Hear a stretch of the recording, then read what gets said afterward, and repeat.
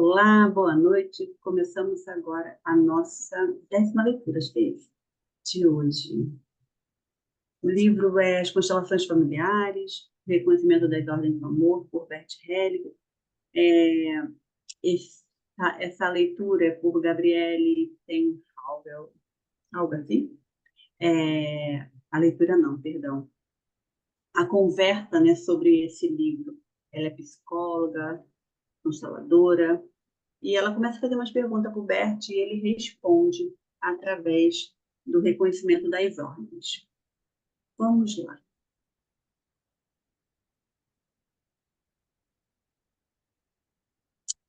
Paramos nessa página mesmo, Martinha ia perguntar antes, Sim, né? sim. E hoje a gente já começa com tudo, hein? E é o que a Lília falou, Qual é não a é página? do livro eu estou na 111, do PDF, acho que 83, Lília. 83, PDF.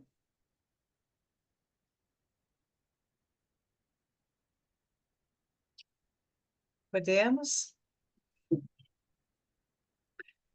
Então, segundo Bert Hellinger, os filhos pertencem aos pais.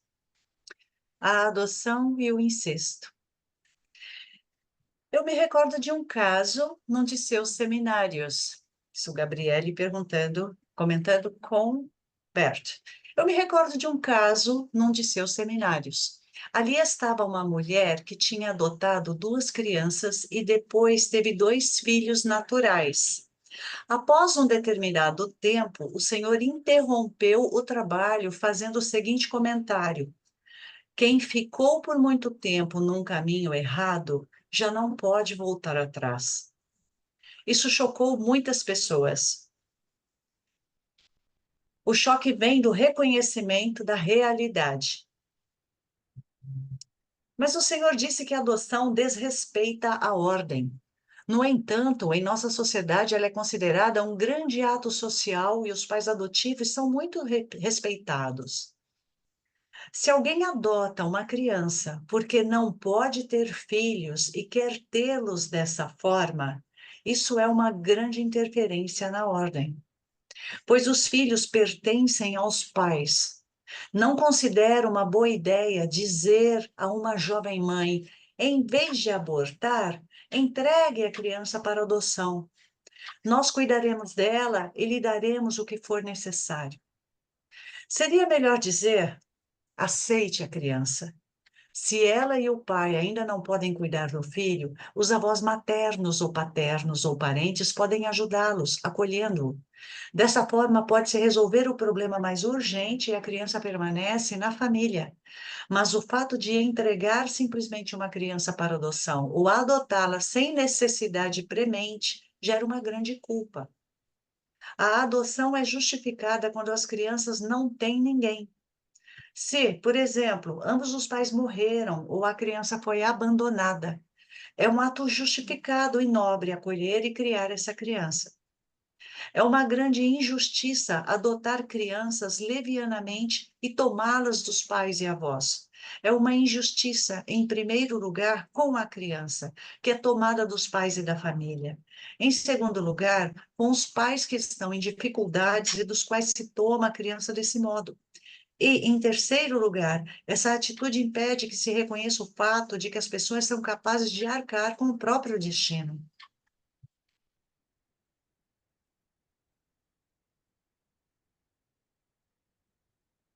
Se, por exemplo, uma criança que nasceu num país em desenvolvimento cresce em meio a uma grande pobreza e pessoas estranhas dizem: nós vamos salvá-la e proporcionar-lhe uma vida melhor.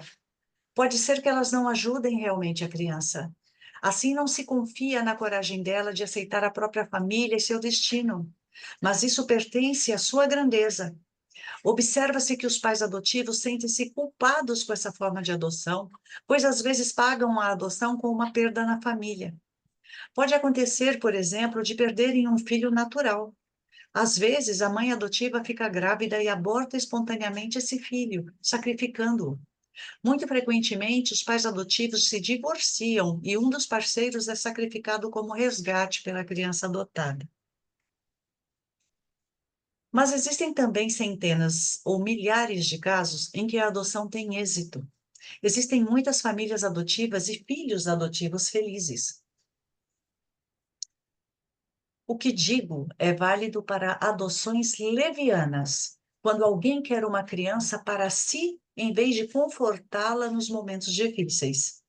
Eu me oponho ao abuso da adoção. Se uma criança adotada vê que não tem segurança com os pais naturais, pode reconhecê-los como pais, mas saber que só conseguirá se desenvolver com os pais adotivos.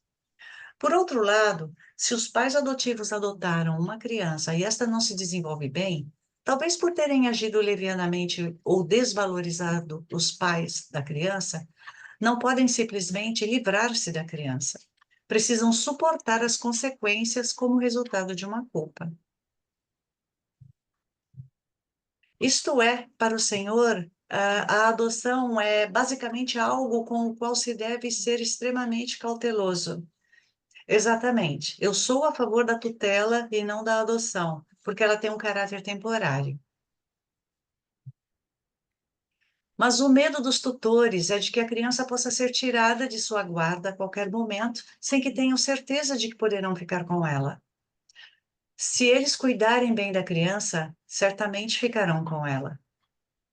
Com relação à adoção, o seu ponto de vista terapêutico se opõe à teoria de que as condições sociais da criança são mais importantes do que a convivência com os pais biológicos. Assim como o seu ponto de vista terapêutico, no caso de incesto, vai contra a moral da sociedade. Isso provoca ondas de indignação. Eu preferiria nem mesmo falar sobre esse tema, porque não importa o que se diga, mexe-se sempre com o vespeiro. Antes de tudo, o incesto é para mim uma coisa terrível. Entretanto, eu o vejo sempre dentro de um contexto. Quando ocorre e quais as circunstâncias? Quem é que está envolvido? Pude observar que existe um padrão de relacionamento no qual ele ocorre. Por exemplo, uma mulher contou num grupo que ela tinha tentado se suicidar. Antes da tentativa de suicídio, ela tinha sido estuprada ou ocorrer uma coerção sexual. Ela própria fez essa distinção. Foi, portanto, mais uma coerção sexual. Ela apresentou a tentativa de suicídio como consequência dessa coerção. Disse ainda que tiveram um relacionamento incestuoso com o pai desde os 11 anos de idade. Eu lhe pedi: escolha representantes para você e para o homem acusado de coerção sexual e posicione-os um com relação ao outro. Ela os posicionou de forma que ambos se tocassem levemente com o ombro esquerdo e olhassem em direções completamente opostas. A mulher que representava a cliente na constelação começou a tremer violentamente. Depois coloquei o representante do pai dela a uma certa distância e deixei-o olhar para os dois. Perguntei-lhe como se sentia vendo outro homem ao lado da filha. Ele respondeu: sinto-me melhor. Em seguida, coloquei a filha ao lado do pai. Ela começou a respirar aceleradamente e continuou a tremer. Aí coloquei a representante da mãe ao lado direito do pai, a uma certa distância. O pai, seguindo seu impulso, colocou o braço ao redor da filha, e esta o abraçou bem firme e afetuosamente. Era inacreditável o amor intenso que fluía entre pai e filha. Aí eu disse para a filha que ela deveria reunir forças, endireitar-se, olhar para a mãe e dizer: eu faço isso por você e suporto essa situação por você. Ela disse isso e era verdade. Então pedi a ela para dizer ao pai: eu o deixo com a mamãe. Esse é o seu lugar. Eu sou somente a filha. O representante do pai chorou amargamente e disse que sentia um amor profundo pela filha. No entanto, pedi para que ele dissesse: sinto muito, assumo a responsabilidade por tudo o que fiz e deixo-a ir agora com amor. A representante da filha disse então que percebia quanto amava o pai. Pedi-lhe para dizer ao pai: eu o amei muito e fiz isso com prazer por você, mas agora me retiro. E assim fez. Então ela disse ao homem que acusava de coerção sexual: eu o usei. Sinto muito. Agora deixo-o partir e afasto-me de você. Depois pedi a ela para dizer à mãe: eu me afasto de você. No final, todos ficaram sozinhos e a filha se libertou. Nesse caso, eu não acusaria ninguém, mas a culpa era absolutamente clara. A culpa era de quem? Da mãe e do pai. De ambos. Não posso explicar o que aconteceu nesse caso e também não quero. O meu interesse era encontrar uma solução para todos. Agora, alguém poderia vir e dizer: mas não se pode fazer isso. Mas com quem essa pessoa está preocupada? Com a vítima? Quer ajudar a filha? Ou é só sede de vingança? E nesse caso, vingar-se de quem? E o que se ganha com a vingança? Como vai se sentir a filha, então? As ligações mais profundas se perderão de vista. Quando olhei para o pai e a filha nessa constelação, ficou claro para mim que alguma coisa acontecia por trás. Quero explicar com um exemplo. Num curso para conselheiros matrimoniais, um homem montou a constelação familiar e veio à luz que ele queria deixar a família. Nesse ponto, interrompi o trabalho e o homem ficou muito consternado. Depois de algum tempo, ele telefonou para mim e disse que sabia agora por que queria deixar a família. A irmã gêmea dele tinha morrido logo após o nascimento e ele queria segui-la. Ele dera à irmã um lugar ao seu lado e agora podia ficar à vontade e feliz com a família. Alguns meses depois, ele me telefonou novamente e disse que percebera uma coisa muito mais importante. Estava tentado a cometer incesto com a filha. Com isso, ficou repentinamente claro para ele que a sua filha estava representando para ele a irmã gêmea. Depois disso, ele não sentira mais nenhuma tentação com relação a ela. Quando alguém aborda a problemática do incesto, norteando-se por conceitos morais, não percebe as conexões mais profundas. Acima de tudo, não consegue ajudar ninguém. Pode, quando muito, castigar. Então existem os bonzinhos, os vilões e os vitoriosos, mas provavelmente deixa um campo em ruínas na alma.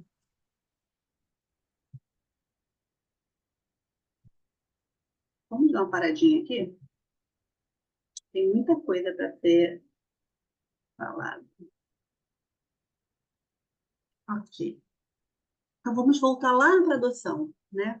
O que a gente percebeu no decorrer desses anos todos é que a adoção não pode ser leviana. Não pode ser aquela adoção porque a mãe quer ter um filho. A adoção tem que estar baseada no que essa mãe vai trazer para essa criança, ok? Então, quando ele fala de adoção leviana, ele fala que a mulher que deseja ter um filho de verdade, ela cuidar bem dessa criança, ela não está preocupada com a adoção. Ela não está tomando essa criança para ela, é dela e ninguém mais vai ter essa criança. Quando nós temos um filho, esse filho é nosso ou é do mundo, né? Então, na hora de uma adoção, parece que você escreve um papel e diz assim: esse gado é meu. Não, nós não estamos falando de gado, estamos falando de ser humano, estamos falando de alma aqui, né? Então, é necessário que essa mulher que deseja ter um filho e vai procurar por um filho, esses dois sistemas se cruzam, o sistema dela e o sistema da criança que ela vai adotar. Então, nesse momento, para ter uma adoção de alma verdadeira, ela tem que estar disposta a pegar essa criança, receber essa criança como mãe no leito dela, sem medo de errar, sem medo de nada. No momento que a gente é mãe, a gente recebe, não recebe? A gente quer saber se a criança teve algum problema, não tem, a gente recebeu a criança. Então, Bert quer que a gente receba os filhos, né? E não a gente procure como gado. Então, a gente recebeu essa criança, esse sistema se entrelaça com o dessa mãe adotiva, ok? E esse sistema vai ser perpétuo, um na vida do outro, tá? Então, quando a mãe resolve ter uma criança, ela tem que aceitar que esse filho tem os pais biológicos. Quanto mais rápido ela aceita e respeita os pais biológicos, não importa qual o caminho que aconteceu essa adoção, ela respeita e compreende esse sistema. E graças a isso ela conseguiu ser mãe, aquela mãe cuidadora, porque ela não é a mãe biológica, ela é a mãe cuidadora, tá? E a criança vai receber a mãe biológica para a vida inteira na vida dela, Então, ela precisa tomar essa mãe biológica da onde ela veio, que quer tomar a receber da onde ela veio, da maneira que aconteceu, e vir para a família. Ela cresce naturalmente, feliz, porque os pais adotivos respeitaram o destino daquela criança. Então, quando ele Lília, foi, desculpa, posso só agregar uma coisa no que você está ah, falando? Dando um exemplo, na formação da constelação, quando eu fiz o curso em São Paulo, tinha o caso de uma mãe adotiva, e ela nunca, quando ela se referia para contar a história da filha adotiva dela, a filha estava com 15 anos, ela falava a genitora dela, porque a genitora, ela sofreu muito para conseguir falar a palavra mãe. E quando ela foi constelada e ela entrou nesse processo de aceitação que não foi fácil, a primeira coisa que ela contou que ela fez em casa, ela chamou a menina, ela chorou, ela foi super sincera com a menina, pediu desculpas para a menina e falou: Hoje eu quero fazer uma oração diferente com você para a gente dormir. Hoje a gente vai agradecer e a gente vai pedir pela sua mamãe biológica, a mamãe que trouxe você para o mundo. Aí disse que a criança, olha, até me arrepiar, disse que a criança começou a chorar com ela e fez: Mamãe, então agora eu posso falar sobre ela para você? Você não vai ficar culpada? Você não vai ficar triste? Ela falou que foi como estancar, foi como tirar uma cortina, assim, e parece que tudo acalmou dentro dela e dentro, principalmente, do coração da criança, isso. da E aí as jovem, né? duas, olha que linda, agora as duas Uhum, conseguem seguir livre. A criança sem essa culpa, né? Porque como ela vai amar essa mãe que está cuidando dela, mas ela está lá naquela situação onde ela foi abandonada. Não importa o que uhum, aconteceu, ela foi abandonada, gente, sim. né? Não importa se houve abuso, o que aconteceu? Foi tirada essa criança de alguma forma desse sistema. Por isso que o Bert acha que a criança deve ficar na família, com os avós, materno, paterno, uma tia, né? Existe sempre alguém do sistema que pode cuidar, porque a nossa alma vai ficar mais leve, mais completa, tá? E aí elas conseguem seguir tranquila. E a chance dessa menina dar certo na vida agora é muito grande, porque não tem mais culpa. Lilia, Ela deixa não eu precisa ser só. leal, ela precisa ter aquela lealdade de ser escondida, entendeu? Desse amor leal, que é inconsciente, mas a gente tem um amor leal. E os pais também não precisam se separar. Reparam que pais adotivos se separam. Esse final de semana, Lilia, eu tive aula de constelação e a gente teve um módulo sistêmico, direito sistêmico. E era uma juíza que estava dando, que estão aplicando o olhar sistêmico dentro das cadeias, né, dos presídios, né? E ela falou nessa questão da adoção, que diz que é absurdamente o número que os pais adotam as crianças e devolvem. Diz que é assim, é gritante o número que isso está causando muita dor. Que olha, Trauma duas vezes, né? como é que o jovem vai reagir se ele já foi uma vez, né, vamos dizer, rejeitado, agora pela segunda vez novamente. Então, é um caso muito sério mesmo. Aqui no Rio de Janeiro, gente, é muito, não chega nem a ter adoção. É o que tem antes, tem um nome, esqueci, antes da adoção. Não é o que...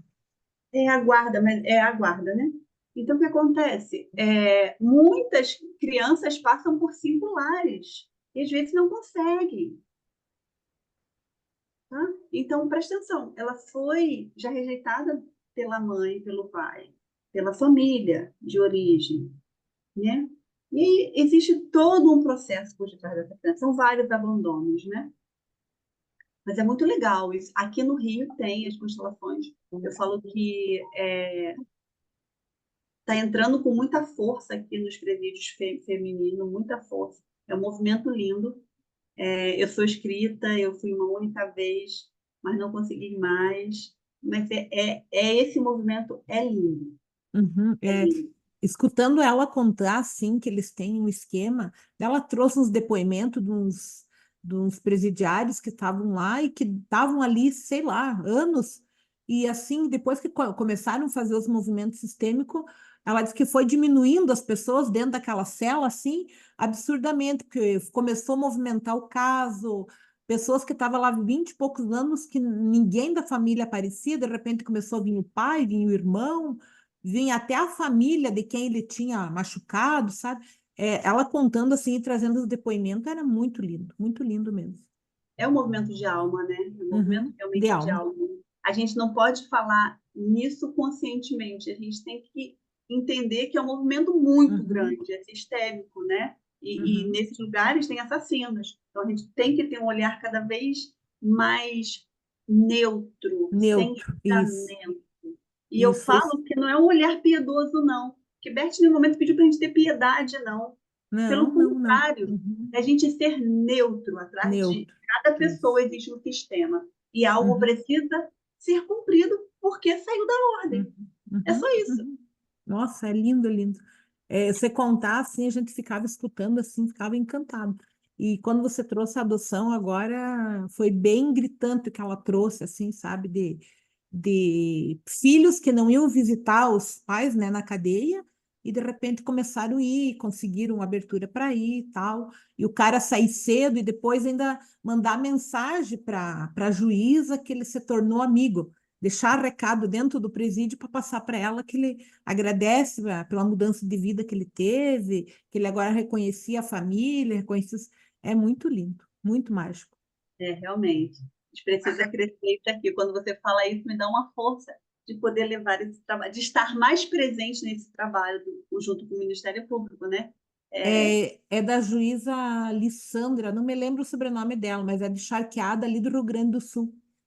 E ela veio para cá, né? É muito lindo. Ela tem uma cartilha, tem tudo. É um esquema muito legal, sim. É uma. Aqui a OAB da tem- Barra também faz esse trabalho. E ela disse que o sonho dela era entrar na área de facção. E agora ela conseguiu entrar na área de facção. Ela disse: pensa a gente chegar nos comandantes, quantos que a gente vai. É tudo livre, né? Pessoa aceita ou não, né? Mas é livre. Mas ela disse: pensa se a gente conseguir entrar com o movimento e 5 sair transformado, já grande progresso, né? Mas é muito lindo esse movimento. Maravilhoso. Nossa, muito lindo mesmo. Vamos seguir, daqui a pouco eu falo do incesto. Quer subir um pouquinho, Shelley? Obrigada. De acordo com o que tenho visto nas constelações, a mãe desempenha sempre um papel importante em tais casos. A sua afirmação de que as mulheres são a eminência parda, as conspiradoras não oficiais em casos de incesto, causa grande indignação. O Senhor estava justamente falando da culpa. As mulheres estão sendo culpadas em casos de incesto? Não estou interessado em atribuir a culpa nem ao pai nem à mãe. Só procuro trazer à luz uma dinâmica oculta e encontrar uma forma de ajudar todos os participantes a encontrar uma solução para os emaranhamentos. Uma das dinâmicas mais comuns no incesto é a necessidade de compensação. Frequentemente, nesse tipo de família, a mãe se afasta do marido, não porque seja má esposa, mas porque percebe, por exemplo, que quer deixar a família. Talvez ela esteja querendo seguir um irmão ou irmã falecidos, por exemplo. Ao mesmo tempo, ela se sente culpada e, para poder partir, procura um substituto. Então, uma filha toma o lugar dela, mas não porque a mãe a force a fazer isso. É uma dinâmica secreta, um acordo secreto. Acontece inconscientemente, tanto para a mãe quanto para a filha. Por isso é tão difícil de se compreender. A culpa é, primeiramente, do pai, porque ele sabe o que está fazendo, mesmo que não tenha consciência dos motivos sistêmicos ocultos. A mulher, em geral, não sabe o que está fazendo, porque seu papel permanece inconsciente. Isto é, a mãe está emaranhada e o pai carrega a culpa. Todos nós estamos emaranhados. No entanto, para mim é válido o princípio. O que quer que alguém faça, não importa o quanto esteja emaranhado, precisa arcar com as consequências dos seus atos. Portanto, eu não tiraria a culpa dos ombros de um homem só por causa dos seus emaranhamentos. O Senhor também não diria que a mulher é culpada, que ela levou que ela o levou a fazer o que fez. Não, ela não pode empurrar a culpa para a mulher. Ele não pode empurrar a culpa para a mulher. Mas fica claro que a mulher também está emaranhada. Portanto, ela tem de aceitar a sua parte da culpa e dizer à filha: sinto muito. Eu a entreguei ao seu pai, mas eu não sabia que estava fazendo isso. Por mim, você está livre e dou-lhe a proteção de que você precisa, retomando agora o meu lugar como mulher. Mas ela não pode fazer isso com a intenção de atacar o marido. Isso não é possível se ela compartilha da culpa. É extremamente importante fazer essas diferenciações sutis e discutir sobre o incesto também no nível diferente daquele sociopolítico da guerra entre os sexos. Exatamente. Ajudo cada indivíduo a sair de seu emaranhamento, nada mais. Permaneço em meu campo. O Senhor é criticado em dois níveis. As mulheres geralmente dizem: pois sim, agora a mulher também é culpada do incesto. As mulheres sempre levam a culpa e os homens são protegidos. Eu acho que isso é um mal-entendido. Transfere-se a questão para o nível sociopolítico quando ela pertence ao campo psicoterapêutico, onde seriam feitas essas diferenciações sutis. Alguns também criticam a ordem que o Senhor supõe existir por trás dos casos de incesto, considerando-a patriarcal. A ordem sistêmica de Hellinger é patriarcal e funciona dentro desse sistema patriarcal, mas sempre às custas da mulher. Isso também é um mal-entendido, diz Hellinger, mas eu não quero tratar desse assunto no momento.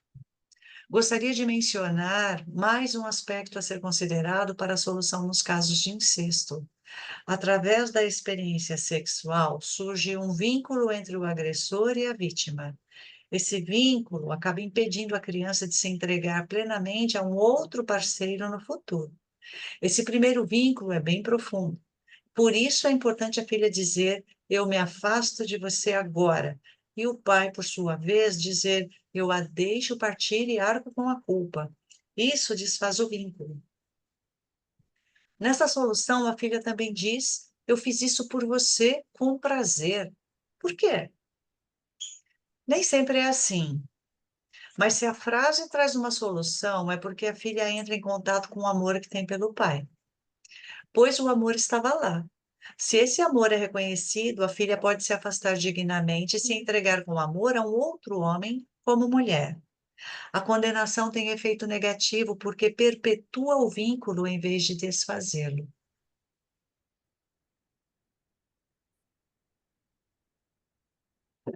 O Senhor diz que na área terapêutica não é apropriado condenar o homem. Quais as implicações disso para o terapeuta? Nem o homem, nem tampouco outra pessoa. Se o terapeuta quer intervir no âmbito social, por exemplo, denunciando um agressor, não consegue mais ajudar em um âmbito pessoal. Eu darei a você um exemplo. Um casal ficou com a tutela de duas crianças e uma delas tinha sofrido abusos por parte do pai, que estava na prisão. A tutora dessa criança tinha sido anteriormente a terapeuta dessa família. Quando ela montou a constelação, perguntei-lhe se tinha participado no processo de prisão do pai. No início, ela negou. Depois disse: na verdade, não foi sincero de minha parte dizer que não tive participação nessa prisão. Coloquei então os representantes da mãe e do pai naturais, voltados para fora, e a representante da filha atrás do pai, como se quisesse segui-lo. Esse foi o único lugar em que ela se sentiu bem. A mensagem era clara. Ela queria seguir o pai que tinha sido condenado. Então mudei o pai de posição e coloquei a filha ao lado dele. Ficou evidente para todos o seu profundo amor pelo pai. Essa terapeuta, que agora é a tutora das crianças, não pode mais ajudá-la, nem estar presente quando ela necessitar. Ela interferiu onde não podia. Só fecha a janela que chove aqui. Ela interferiu onde não podia. O que o Senhor disse a ela? Eu disse a ela que deveria devolver a criança. Aos pais? Não, para outra pessoa. Ela não pode ficar com a criança. Esta precisa ir para um outro ambiente. Eu coloquei a tutora em frente ao pai e pedi que dissesse: dou-lhe um lugar em meu coração. Ela não conseguiu dizer isso, então interrompi a constelação. Mas ela era uma mulher sensível. Notei o quanto isso a afetou e tive a sensação de que iria lidar bem com essa situação. Mas isso mostra novamente o quanto é perigoso misturar o trabalho terapêutico com a vida particular das pessoas. O terapeuta não pode intervir desse modo. As autoridades é quem tem de interferir. Elas têm o direito e a obrigação de fazer isso. Vamos lá. Sexto. Bert percorreu esse caminho, né? Então, quando a gente fala sobre esse movimento sistêmico, esse movimento inconsciente, esse movimento da alma, né? Ele percebeu que toda vez que acontecia o incesto era porque a mãe não estava disponível para o relacionamento. O que é não estar disponível para o relacionamento? É não querer estar naquele relacionamento. E aí, automaticamente, a filha inconscientemente toma esse lugar. Ok? Todos os momentos aqui, muito legal essa leitura. Algumas leituras do Bert não têm essa clareza que trouxe esse livro, tá? A culpa é do pai, mas a gente não está aqui tentando trazer um culpado. A gente está aqui tentando resolver um movimento de alma, harmonizar o sistema, para que isso não aconteça mais, para que não aconteça essa repetição, né? Então, por isso as frases que Bert usa, né? Tem uma frase que o Bert usava muito, que acho que era assim: com você eu fui feliz. Para ela se liberar para os próximos homens da vida dela. Isso numa constelação. Qual é a outra? Eu me afasto de você, ele falou aqui, né? Eu me afasto de você. Eu fiz isso por amor a você. Né? Então, às vezes, por amor à mãe, a filha se coloca lá, nesse papel. Tá? Então, o culpado aqui, a responsabilidade do ato é desse homem. Uma criança, ela não tem essa responsabilidade. Mas a gente não está aqui olhando as constelações, não olha para culpado nem inocente. A gente olha para o que saiu da ordem, né? Entre a ordem do equilíbrio, as leis do equilíbrio de Bert Hellinger, e a partir desse lugar a gente vai perceber o que aconteceu. Então, aqui a gente não está pensando quem é culpado, quem é inocente, não. Por que isso aconteceu? Como eu posso resolver isso no sistema? Normalmente é porque a mãe não está disponível nesse casamento. E aí a filha entra nisso. Muitas das vezes, a mulher tem 3 filhas diferentes e é abusada por homens diferentes que a mãe teve relacionamento. Né? Então, ela tem 3 filhos de homens diferentes e essas 3 filhas foram abusadas. Essa mãe não estava disponível em hipótese alguma para nenhum desses relacionamentos. E o que é importante também, a frase da mãe. Sinto muito, né? Eu deixei que isso acontecesse. Porque existe uma responsabilidade. A mãe tem que cuidar, a mãe tem que proteger, a mãe tem que estar ali, né? É igual um acidente. Às vezes um acidente acontece porque a gente piscou o olho, né? E a criança passou na frente do carro. Saiu para a rua, foi atropelada. Então, a gente precisa estar atento em tudo na vida, tá? Muito legal aqui nessa leitura, quando o rapaz, acho que está no centro de encontro de casais, acho que é isso, né? De uma igreja, alguma coisa assim, e abre uma constelação e Bert percebe que ele não está disponível, fecha a constelação, automaticamente cai a consciência e depois ele percebe que ele olhava para a filha de uma outra forma. Por quê? Porque ele tinha uma irmã gêmea que morreu. Lília, o que tem a ver essa irmã gêmea ele ter desejo na filha dele, na própria filha dele, né? Essa ordem que não nos traz, não julga nem bem nem o mal, não sabe o que é a moral, o que não é a moral, apenas tem que colocar as coisas em ordem, faz com que isso se entrelace, né? E aí vem os emaranhamentos. Isso se entrelaçando, automaticamente, de repente, alguém vem à luz, isso é olhado e automaticamente isso pode não acontecer mais no sistema. Deixa eu ligar o meu computador aqui, eu acho que está desligado. Bom, é isso. Leda, quer trazer alguma... Não, eu acho que vocês abordaram tudo. O que eu me lembrei durante a fala foi um caso de uma constelação que o Peter fez, que a criança tinha sido trocada na maternidade, mas os pais não sabiam, mas ele percebeu na constelação que houve uma troca, porque o comportamento da criança era daquela que não, do representante, que não encontrava seu lugar ali na família. E ele perguntou: a criança nasceu em casa? Ele perguntava muito isso. Não, nasceu na maternidade. Mas ele parou por ali. Depois ele explicou que não tinha como ir adiante, entende? Mas que o que tinha se mostrado ali é a possibilidade da criança ter sido trocada. Isso eu estou falando da adoção, para completar a questão da adoção, entende? Uhum. Ótimo, boa essa, hein? Acho que eu já participei de alguma coisa assim também, que o constelador perguntou se no parto teve tantos homens, tantas mulheres. Ela falou, não, mas só nasceu a minha filha, era menina. Não tiraram a dúvida da criança ter sido trocada, né? Mas acho que depois veio alguma coisa assim. É isso, né? Às vezes a criança não tem nada a ver com o sistema, né? E aí o constelador tem essa sensibilidade, né? Mas é uma situação delicada de tratar mesmo, de abordar. Ok. Alguma dúvida, gente? Querem trazer algum comentário? Não? Bom, só sobre incesto, eu lembro quando eu estudei a, a faculdade de psicologia, que na estatística, na Europa, onde havia mais casos de incesto era na Bélgica.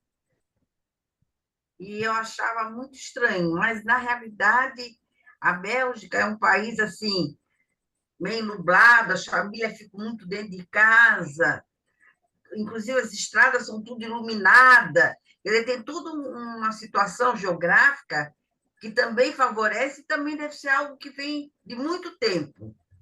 Isso, numa olhada da psicologia lá atrás, quando eu estudei. Claro que agora as constelações trazem diferente. E o Peter falou que na Europa tinha muito caso de incesto, mas não divulgado. Eu ia falar isso, não divulgado, né? Eu ia comentar isso, não divulgado. Eu acho que o nosso recorde aqui no Brasil porque é divulgado. Uhum. É. E que bom, eu tenho orgulho disso, porque precisa ser divulgado mesmo, né? A gente não está olhando num lado, pelo lado das constelações nesse momento, a gente está falando aqui do que a gente estudou, a vida em si, né? Então, mas é legal se a gente pudesse ter esse movimento dentro das comunidades, né? Para que pudesse colocar a ordem nisso, né? Lilian, me tire uma dúvida aqui que me surgiu aqui.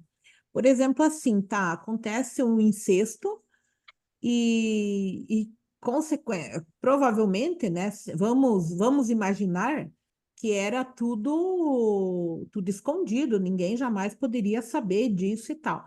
Então, o casal adota aquele netinho como sendo filho, né? Ok. Como fica quando aquele filho, que é um neto, né? Ele passa a adotar o nome e ele tem filho depois na geração. Qual é a consequência disso tudo? Porque não fica, tipo, qual que é por exemplo, na ordem dos irmãos. Como fica tudo isso? Totalmente emaranhado, né? Vou botar que seja esse incesto, o pai, sei lá, toda filha e a filha teve um filho. E aí a É, filha vai para fora. Existia caso assim: a filha vai para fora do país e depois a mãe cria essa filha como filha dela, que não é isso. filha, é neta, e neta do Aham, pai, né? uhum. Totalmente emaranhado isso aí. Um padrão vai começar a se repetir, né? Essa criança pode ter Aham. depressão, essa criança pode engravidar e o Hum, filho morrer sempre, os filhos morrerem. Pode ter uhum. muito emaranhamento por detrás disso. Pode não, vai ter muito emaranhamento. Vai E ter, se né? não tiver na geração dela, na geração do filho vai ter. Porque pula uma geração e começa. Eu esses dias fiquei pensando assim, vamos supor que a gente fosse filha de um Nosso pai. incesto, né? Como que vai reverberar aqui? Como é que você vai conseguir organizar dentro de um olhar sistêmico isso tudo, né? Primeiro, você tem que ter consciência que você é neta. Primeira Mas e se coisa. você não sabe? Se você Não não vai sabe? saber nunca. Não vai saber Vai nunca, né? saber nunca, né? Então, Uhum. assim, mas Bert cria, ele traz a possibilidade do que o que apareceu numa constelação a gente consegue botar em ordem. Se isso nunca apareceu, não tem nada a ver, não tem por que mexer, Uhum. ok? Mas se isso aparecer em uma constelação ou tiver dúvida de alguma coisa assim, a ordem tem que prevalecer. Eu não sou sua filha, eu sou sua neta. Vamos botar aqui se avô abuse dessa filha, né, dessa neta, Sim. Uhum. né? Eu fiz isso por amor à minha mãe, mas agora eu saio disso, tá? E a vida Esse, começa. esse assunto é tão polêmico quanto que a Leda falou ali do filho adotivo, né? Filho trocado na maternidade, porque é um assunto muito profundo, né? Muito profundo, muito profundo. Tem um Mas, caso mais sério ainda. A, a avó pegou a neta e criando como filha. é, Os dois filhos, que eram irmão dessa mãe, tiveram câncer e morreram. nossa, A avó criou. Peraí. A avó criou as netas como filha, é isso? Uma neta com um Hum. filho. E ela tinha dois filhos, homens. Uhum. Atualmente ela só ficou com ela. Os dois filhos morreram Nossa, precocemente. Uhum. Já homem adulto, mas morreram. Não tiveram sucesso na vida. meu Deus. Nem profissional, nem dinheiro, e adoeceram. Foi uma Para quem, interferência violenta. Muito violenta. É, para quem chegou hoje pela primeira vez, a gente está no capítulo mais delicado desde o início do livro, eu diria, né? Acho que sim. é verdade. Mas não é à toa, né? Não, não. Não. Não é à toa. Deixa eu abrir o WhatsApp rapidinho. Gente, Às vezes fica difícil de identificar isso numa constelação. Não fica fácil a gente. Para você ver a responsabilidade de um constelador. Isso É, não é é brincadeira. muito, é muito profundo isso. É uma dedicação que exige muito de você ter esse olhar, né? E a delicadeza, porque você vai tratar de um assunto muito sério, que a pessoa às vezes nem noção tem, né? Você vai ter que entrar, achar uma abordagem delicada, né? Comum nos casos, então, quem tem mas anemia, que não trata, que não cura, que não descobre, Uhum. uma história dessa por trás. É. Ligada a um lugar na Mas eu família. acho, mas eu acho muito rapidinho, Leda, te cortando, desculpa, mas eu acho muito leviano os consteladores que não têm experiência e Hum. Uhum. falam, eu percebo e sinto isso. Desculpa, não é oráculo. Não, não é, Eu verdade. acho que o Bert poderia falar isso, que eu ia falar que tem algo aí, peraí, vamos investigar, É. tá? O Uhum. Peter também, mas outros consteladores, desculpa, olha, eu tenho um respeito enorme por todos os consteladores, meus professores, mas eles têm todo um cuidado, Oi, né? Lília, e Uhum. isso não pode ser considerado um segredo no sistema? E uma vez você falou que segredo, se é segredo, nem sempre é para ser revelado. Mantenha Não é para segredo. ser revelado, não é. Segredo não pode ser Pode revelado. tensionar ali, mas não precisa, por isso, falar ou coisa assim. Nem tudo pode ser dito, né? Uhum. Só um minutinho, vou botar aqui página 89, senão a gente vai esquecer. 89. É verdade o que a Leda colocou, porque eu participei de constelação onde as frases de cura foram ditas, você percebe que gerou um efeito, mas mesmo como representante eu saí, não entendi nada, mas não precisa entender, né? E nem o constelado precisa saber a verdade. Se ele saiu, você sugere a frase de cura e você percebeu que ajudou a desemaranhar, tá feito. Não precisa dizer o que que tinha ali. Já Verdade. aconteceu, pronto, Aconteceu, pronto. fica por aqui. Bom, Uhum. Uhum. é melhor. E outra Essa coisa, que eu... às vezes, um segredo. Boa noite. Tchau, Boa Ellen. noite, Tchau, Ellen. Ellen. Às vezes, o segredo, ele se apresenta, o constelador sabe qual é o segredo.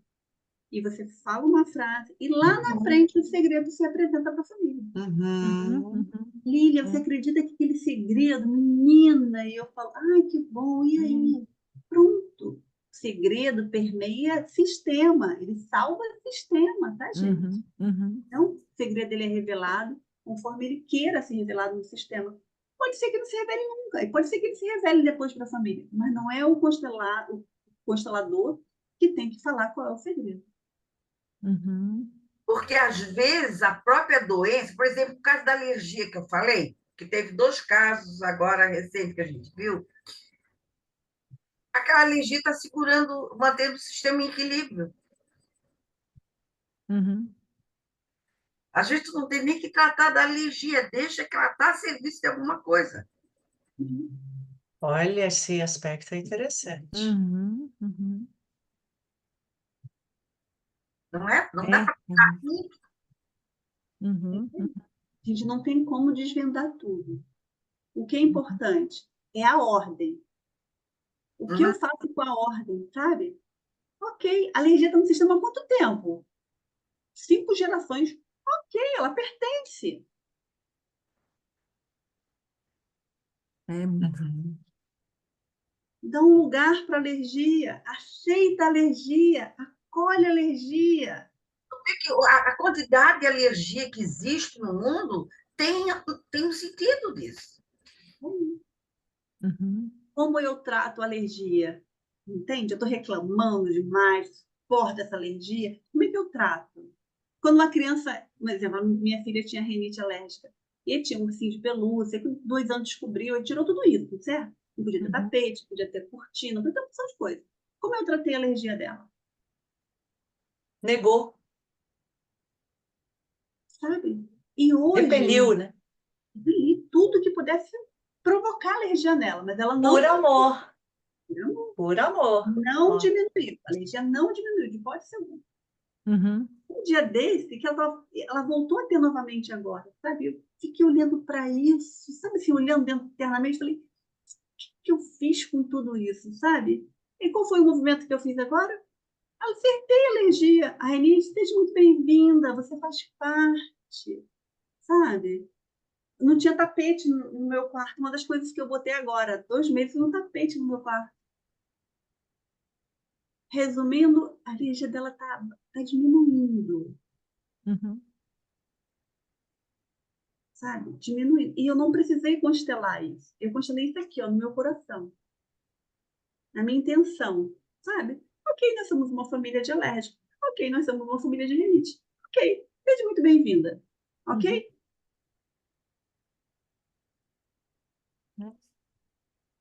Uma tomada de consciência bem presente já faz uma Ela, transformação, né? ela não está pensando em ser mãe? Pode ser que lá na frente essa alergia chegue com menos força, né? Para os meus netos. Pode ser que ela não precisa estar tão presente. É, É isso, é, meninas. Terminando a nossa é, leitura assim.